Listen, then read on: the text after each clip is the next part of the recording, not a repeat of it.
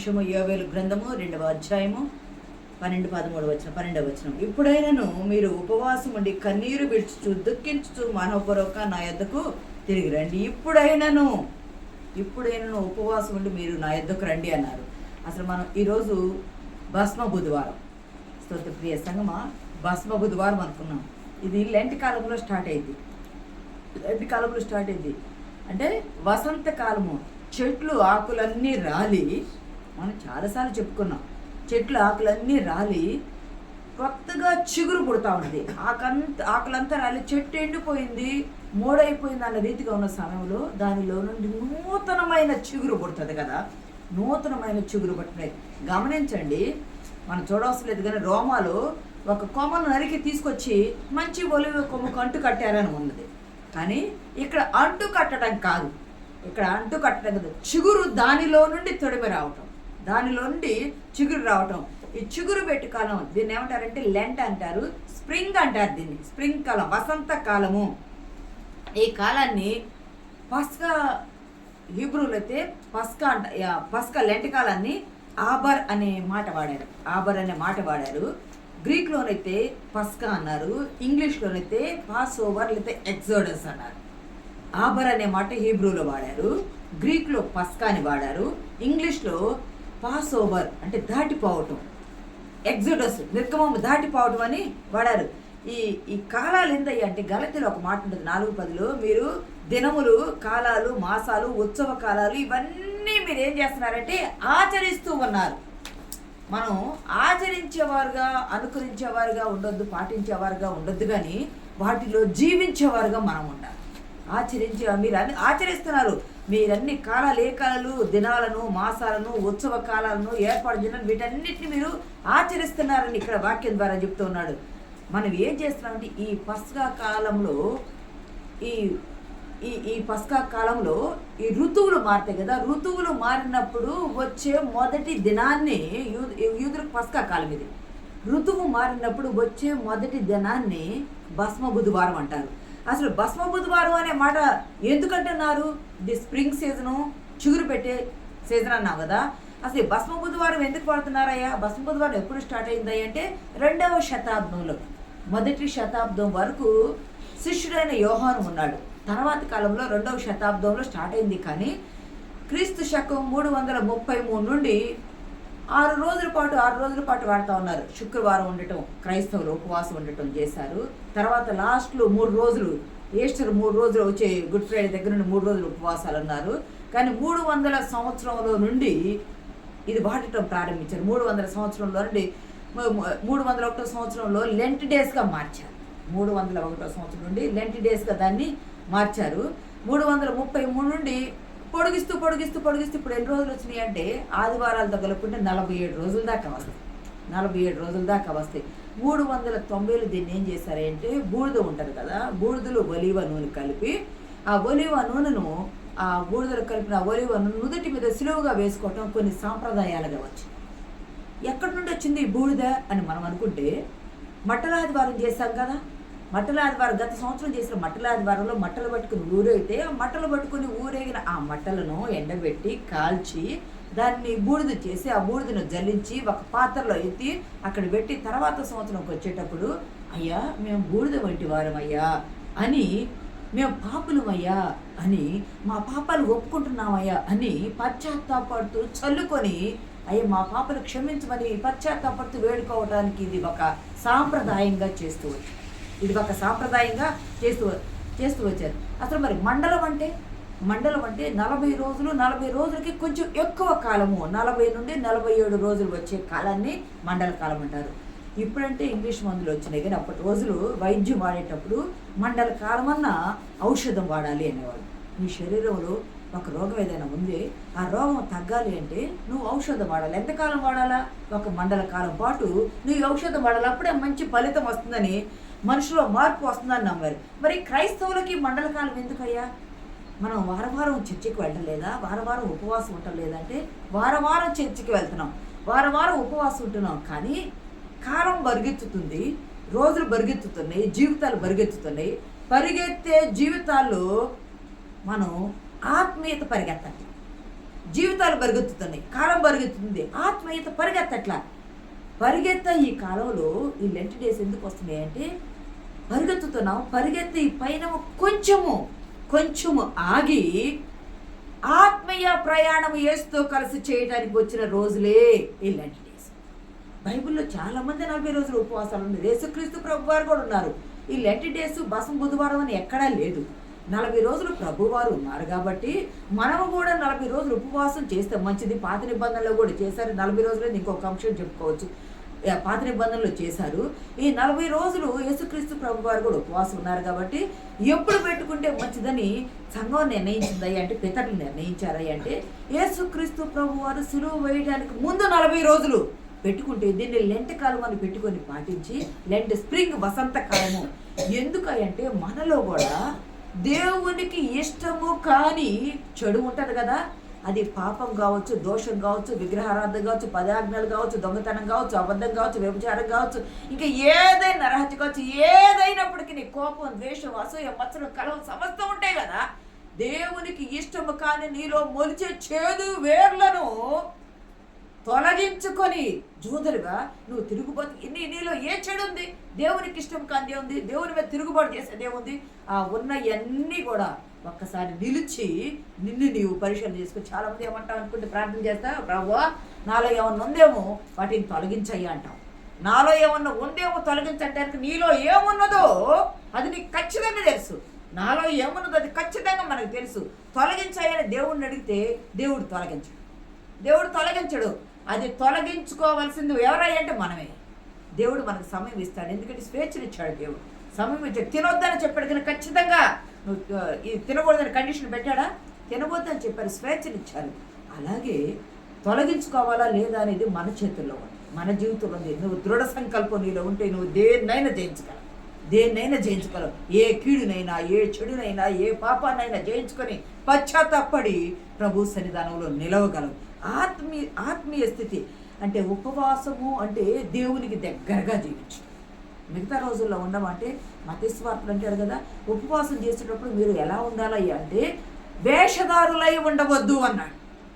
మొట్టమొదటి మనం మార్చుకోవాల్సింది ఏంటంటే ఉపవాసం చేస్తున్నాము అనే వేషధారణ జీవితము శరీరం బయట కానీ, శరీరం లోపల కానీ, అంతరంగంలో కానీ, క్రియల్లో కానీ అది కనిపించకూడదు.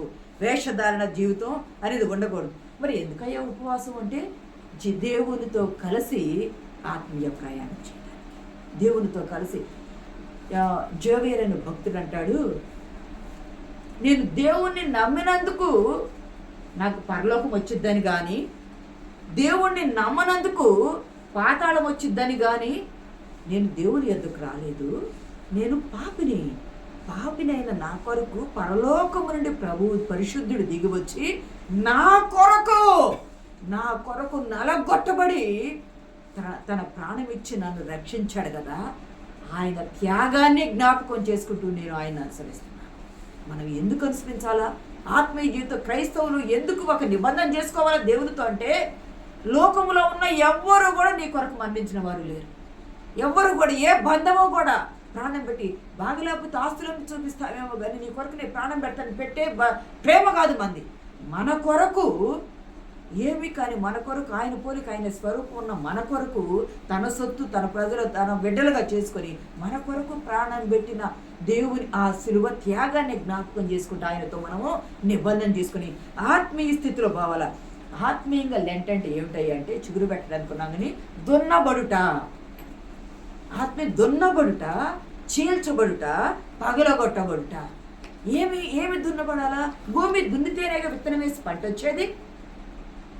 విత్తనము చేల్చబడితేనే కదా దానిలోండి జీవం వచ్చేది. పగలగొట్టబడితేనే కదా, పాపకుండా పగలగొట్టబడితేనే కదా నువ్వు పరిశుద్ధంగా జీవించగలిగేది.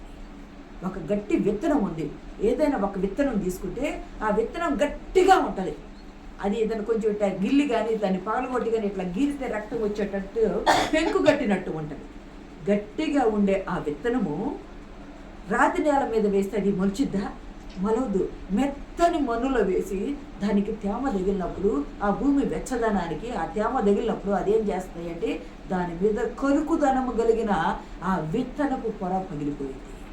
కరుకుదనం కలిగిన విత్తనం ఉంటుంది కదా, ఆ విత్తనం ఏం చేస్తుంది అంటే తన స్థానం తప్పిపోయింది. విత్తనము అది చనిపోయి దాని చర్మము, గట్టి చర్మము, కరుకైన చర్మము, మందమైన చర్మము అది ఊడిపోయి దానిలో మెత్తనైనటువంటి నూతనమైన చిగురు మొలక రావడానికి ప్రారంభమైంది.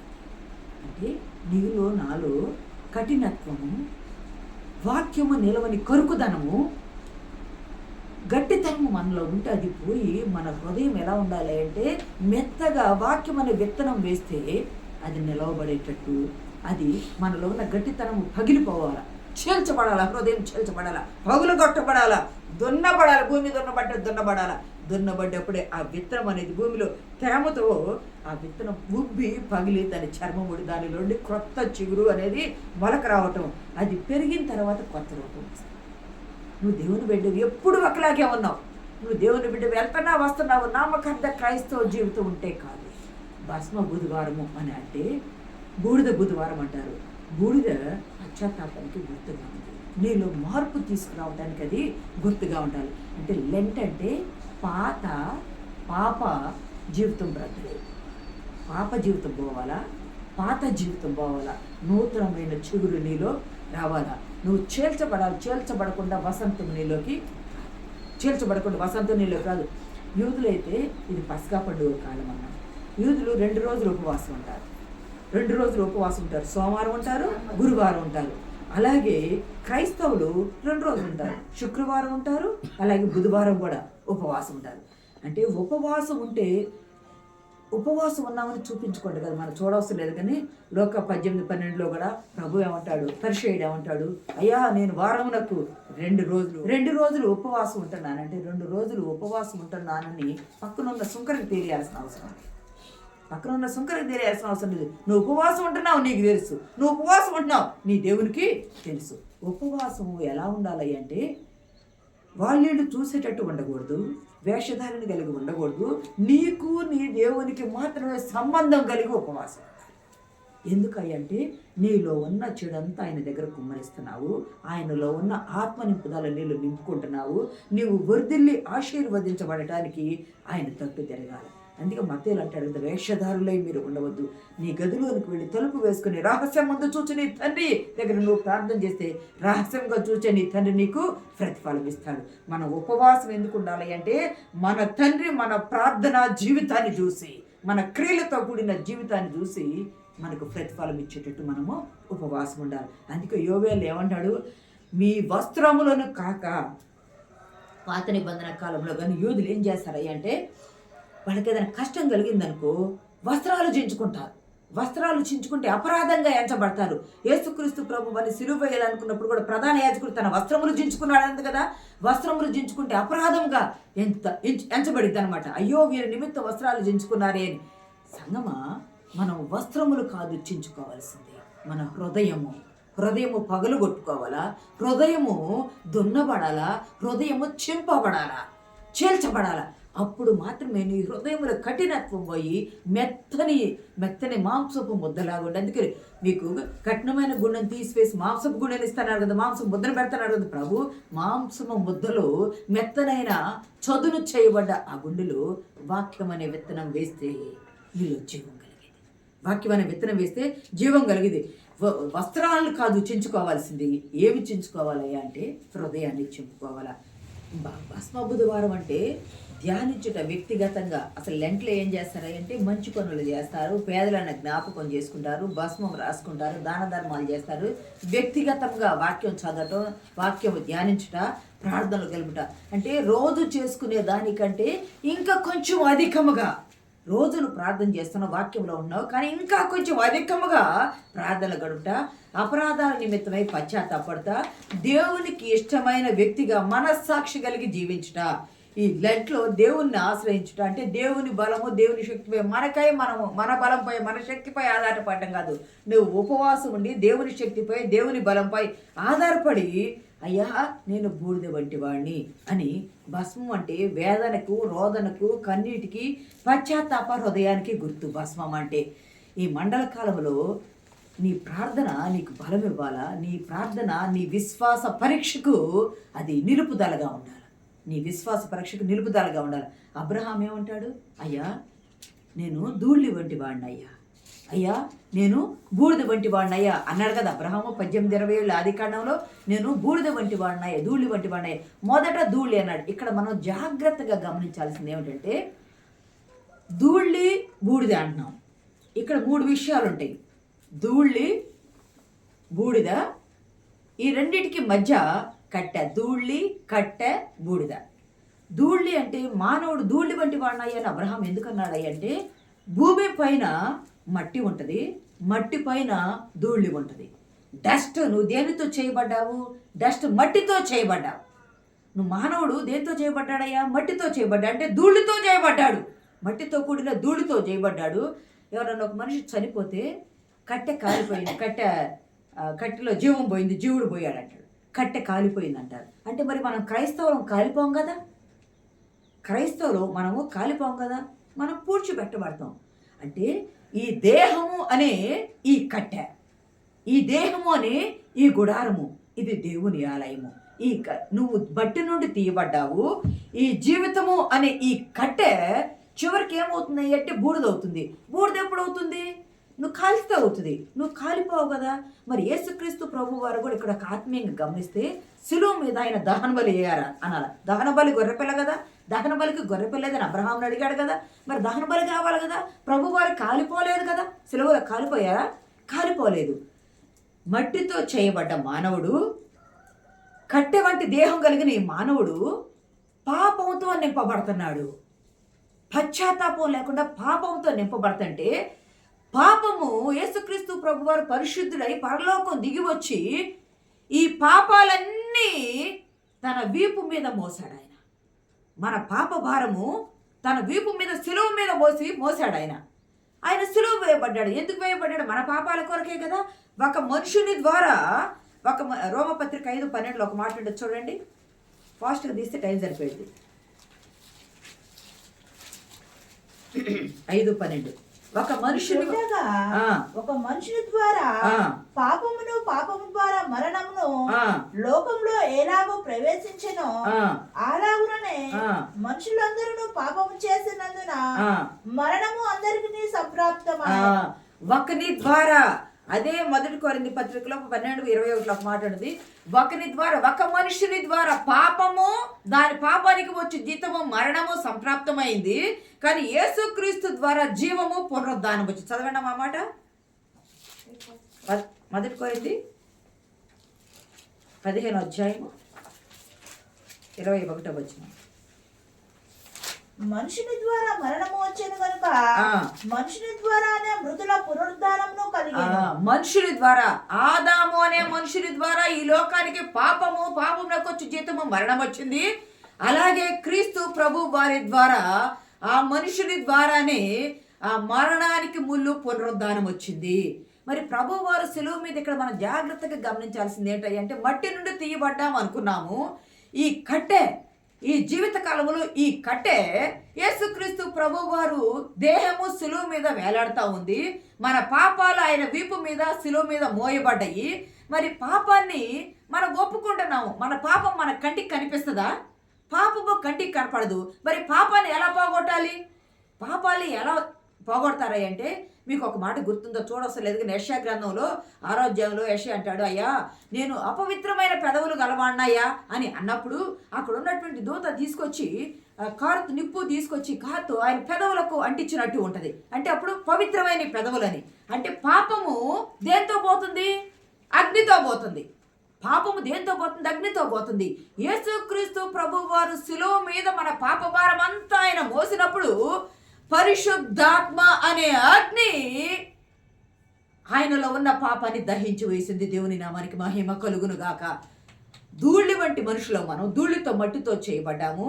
మన పాపము ఎక్కడ మోసాడయ్యా? ప్రభువు శిలువ మీద మోసాడు, తన భుజాన్ని మోసాడు. శిలువ మీద ఉన్న ప్రభు 12 గంటలు మొదలుకొని 3 గంటల వరకు ఆ దేశమంతా చీకటి కమ్మింది. ఆ పాప భారం ఆయన మీద ప్రోక్షించబడింది. ప్రోక్షించబడిన ఆ పాపాన్ని మీకు గుర్తుందా? ఆదిమ సంఘములో పరిశుద్ధాత్మ దేవుడు అగ్ని జ్వాలలు నాలుకల వలె విభాగించబడి అని వచ్చింది. నాలుకల వలె విభాగించి పరిశుద్ధాత్మ అగ్ని వలె విభాగించబడి వచ్చింది. అంటే అగ్ని కాల్చిందా వాళ్ళని? కాలలా, కుమ్మరించబడింది. అలాగే యేసుక్రీస్తు ప్రభు వారి మీద మోపబడిన పాప భారాన్ని పరిశుద్ధాత్మ అనే అగ్ని పాపాన్ని దహించి వేసింది. ఏదైనా దహించి వేస్తే ఏం మిగిలింది? బూడిద మిగిలింది. ఆత్మీయంగా భస్మ బుధవారం అంటే మట్టితో చేయబడ్డ మనము కట్టైన ఈ దేహములో పాపము నివాసము చేయగా, నివాసము చేసిన పాపము యేసుక్రీస్తు అనే ప్రభువారు తన మీద మోసి శిలువ మీద మేకులతో కొట్టబడ్డ ఆ పాపాన్ని పరిశుద్ధాత్మ అగ్ని చేత ఆ పాపము కాల్చివేయబడగా, నీలో ఉన్న కోపము, నీలో ఉన్న అసూయ, నీలో ఉన్న వ్యసనము, నీలో ఉన్న క్రోధము, నీలో ఉన్న మత్తతులు, అల్లరితో కూడిన ఆటపడి నీలో ఉన్న సమస్తము ఆయన మీద మోపగా, నీలో ఇంకా ఏమి లేదు, నువ్వు మెత్తనైన హృదయం కలిగిన జీవితం కలిగి జీవిస్తున్నావు. ఆ మోపబడ్డ పాపం అంతా కూడా అగ్ని అనే పరిశుద్ధాత్మ ఆయన దహించి వేయగా ఏం మిగిలింది? అక్కడ బూడిద మిగిలింది. ఆ బూడిద పశ్చాత్తాపన, మన పశ్చాత్తాపనికయ్యా నీవు నా కొరకు పాపంతో అగ్నితో కాల్చబడి నువ్వు శుద్ధీకరించబడ్డావు. పాపం ఉంటే దేవుడు పట్టుకుంటాడా? యెషయాలో ఉన్నాడు, రక్షకు నేర్పినట్టు అని ఉంది కదా.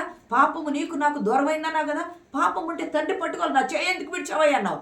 మళ్ళీ లాస్ట్లో నా ఆత్మ నీకు అప్పచెప్పుకున్నాను అన్నాడు. ఎందుకయ్యా అంటే అగ్ని చేత అది దహించబడింది. అది నీవు నేను తీసివేస్తే పోయేది కాదు పాపము. రోగము తీసివేయవచ్చేమో కానీ పాపం తీసివేయలేవు. పాపం తీసివేసేది యేసుక్రీస్తు ప్రభు వారి ఆయన రక్తం ద్వారా. ఆయన శుద్ధీకరించబడ్డాడు కాబట్టి, అగ్ని చేత దహించబడ్డాడు కాబట్టి దహన బలిగా పాపాలను ప్రక్షాళనం చేశాడు. ఇంకా ఏం మిగిలిందయ్యా అంటే ఈరోజు నీలోను నాలోను దేవునికి ఇష్టము కానీ పాపమంతా అగ్ని చేత, పరిశుద్ధాత్మ అగ్ని చేత కాల్చివేయబడి, ఆ కాల్చివేయబడ్డ పాపము బూడిదగా మిగిలిపోయింది.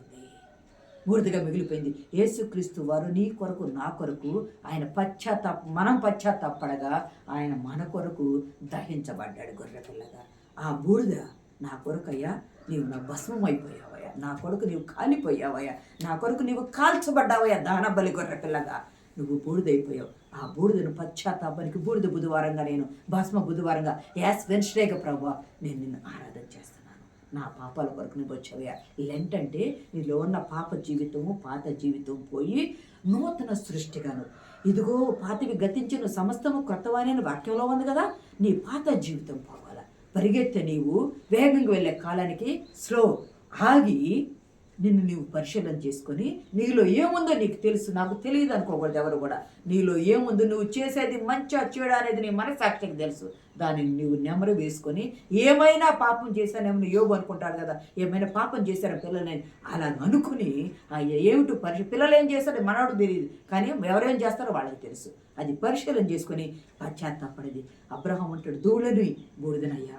ఎందుకయ్యా ధూళి ఎందుకన్నాడంటే మట్టితో చేయబడ్డా. బూడిద ఎందుకన్నాయంటే నేను ప్రక్షాళనగా వస్తున్నాను, నేను కాల్చబడ్డాను ప్రవ్వా, నీవు కాల్చబడ్డాను కాబట్టి నాలో బూడిద మిగిలింది. తాను పశ్చాత్తాపాన్ని గుర్తు. యోబు కూడా అంటాడు, నేను ధూళిని బూడిదనని. యోబు గ్రంథంలో అంటాడు. దావీదు అంటాడు, నేను పురుగునయ్యా. తాను తగ్గించుకుంటాడు. పురుగు ఎప్పుడు కుళ్ళిపోయిన తర్వాత, చనిపోయి కుళ్ళిపోయిన తర్వాత వచ్చేది పురుగు.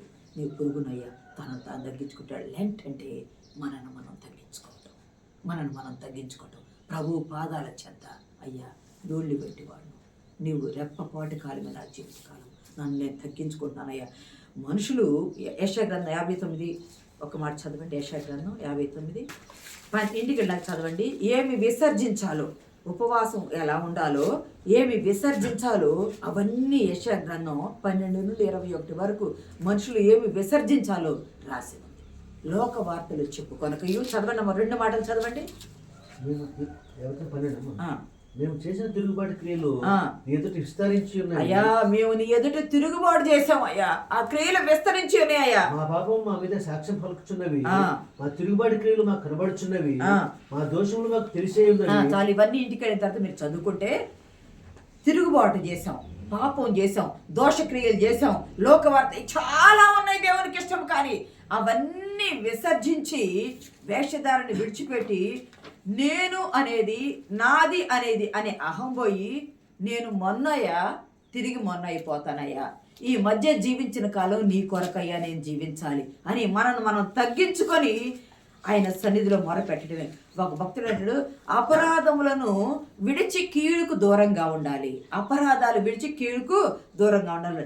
ఈ లోకం అనే గదిలో కూర్చోనంట జీవితం అనే పరీక్ష రాస్తారు. ఒక భక్తుడు అంటాడు ఎంత ఆత్మీయంగా, మనం ఎక్కడున్నామయ్యా? ఈ లోకము ఒక గది వంటిది. ఈ గదిలో కూర్చొని మనం పరీక్ష రాస్తూ ఉన్నాము. ఎవరి పరీక్ష వారిదే, ఎవరి పరీక్ష వారిది. ఎవరు చూసి రాయడానికి వీల్లేదు. ఎవరి కాలం వారిది, ఎవరి పరీక్ష వారిది, ఎవరి కాలం వారిది. ఎవరు చూసి రావడానికి వీల్లేదు. పోటీ లేదు, పొత్తు లేదు. పోటీ లేదు, పొత్తు లేదు. ఎవరు గంట మోగితే వారు వెళ్ళిపోతారు. ఎవరి గంట మోగితే వారు వెళ్ళిపోతారు. సమయాన్ని వృధా చేయక శ్రద్ధతో ఇల్లు చక్క పెట్టుకొని ఇసుకేనన్నారు కదా, చక్క పెట్టుకోవాలి. మనం ప్రియ సంగమా, మనము నీవు నేను ఎటువంటి వాళ్ళం అయ్యా అంటే బూడిద వంటి వాడు, ధూళి వంటి వాళ్ళం, బూడిద వంటి వాళ్ళం. కట్టె కాలిపోయింది, కట్టెలో ఉన్న పాపం కాలిపోవాలా. బూడిద శ్రమకు గుర్తు, బూడిద శ్రమకు గుర్తు. మొదటి పత్రికలో ఉంటుంది 1:16 కూడా ఉంటుంది. నువ్వు శ్రమ పడతావు, ఆ శ్రమలు నిన్నేం చేస్తాయి అంటే శుద్ధ సువర్ణం వలె మారుస్తాయి. బూడిద శ్రమకు గుర్తు, బూడిద కీడు నుండి తప్పించడానికి గుర్తు. యోహాను గ్రంథం 3:6 రాజు రాజవస్త్రములు తీసివేసి దిగివచ్చి బూడిద పూసుకొని గోని పట్ట మీద కూర్చుంటాడు కదా. అంటే రాబోయిన కీడు వాళ్ళ దేశం మీదకి, వాళ్ళ ప్రాంతం మీదకి, నినవే మీదకి రాబోయిన కీడు కిందకి దిగి రావటం అంటే తగ్గించుకొని వచ్చి బూడిద రాసుకోవటం అంటే అది దేనికి గుర్తు అంటే కీడుని తప్పించడానికి గుర్తు.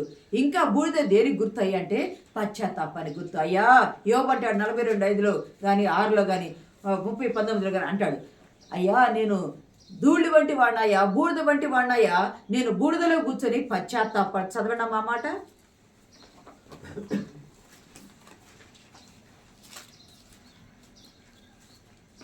42:5.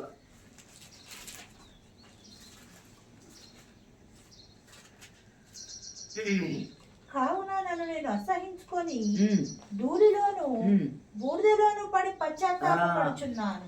బూడిద భస్మ బుధవారం అన్నాము. భస్మము అంటే ఏమిటంటే మనం చెప్పుకున్నాం, ధూళి నుండి తీయబడ్డాము. ఈ కట్టెనే ఈ దేహంలో నిలిచిన ఆ పాపమంతా పరిశుద్ధాత్మతో కాల్చివేయబడితే పాపాలన్నీ కాలిపోయి మిగిలింది బూడిద మాత్రమే. ఆ బూడిదను చూసినప్పుడు నీకేం గుర్తు రావాలంటే నా పాపాలు కాల్చబడ్డాయి, ఆ బూడిద మిగిలింది. మళ్ళా నేను కాల్చబడకూడదు అని మళ్ళీ నేను తిరిగి ఎక్కడికి వెళ్తానయ్యా? మళ్ళీ మట్టి అయిపోతా. మట్టి నుండి తీయబడ్డ మట్టి అయిపోతా. ఈ బూడిద పాపము బూడిద కాల్చబడ్డ బూడిద వల్ల ఇంకా నేను ఎప్పుడు కూడా మళ్ళీ కాకూడదు. దేవుడు నా కొరకు బలి అయిపోయాడు అని పశ్చాత్తాపానికి నువ్వు శ్రమకు, ఆ బూడిద నీకు వస్తుంది, శ్రమ వచ్చిందంటే బూడిద పూసుకుని పశ్చాత్తాపాడాలని గుర్తు. అది నీ కీడు నుండి తప్పించబడిద్దని గుర్తు. శ్రమ వచ్చిందంటే ఆ శ్రమలో నీవు అగ్నిలో కాల్చబడి శుద్ధ సువర్ణం వలె పైకి తీసుకురాబడి మెరిసే రీతిగా ఆ శ్రమ ఉందని నువ్వు గుర్తుపెట్టుకోవాలి. ప్రియ సంగమా, దహన బలిగా ప్రభువారు అర్పించబడ్డారు, ఈ బూడిదగా మిగిలిపోయారు. అందుకే ఆత్మను తండ్రికి అప్పచెప్పుకున్నారు. మనము కూడా జాగ్రత్తగా, అయ్యా నా కొరకే నీవు చనిపోయావు, సమాధి చేయబడ్డావు, నా కొరకు వచ్చావు, నా కొరకే తిరిగి లేచావు, నన్ను కూడా లేపుతావు, ధైర్యం ఉన్నావు, నీవు నా కొరకు శ్రమ పడ్డావు కాబట్టి ఆ శ్రమలను జ్ఞాపకం చేసుకుంటూ భస్మ బుధవారం నుండి నా కొరకు నా పాపాలు అగ్నిలో కాల్చబడ్డాయి కాబట్టి అవి బూడిదైపోయినాయి కాబట్టి తిరిగి నేను మళ్ళీ దానిలో నీకు పోకుండా నీ సిలువ సాక్షిగా జీవిస్తానని మనల్ని మనం ప్రభువుతో తీర్మానం చేసుకోవటమే.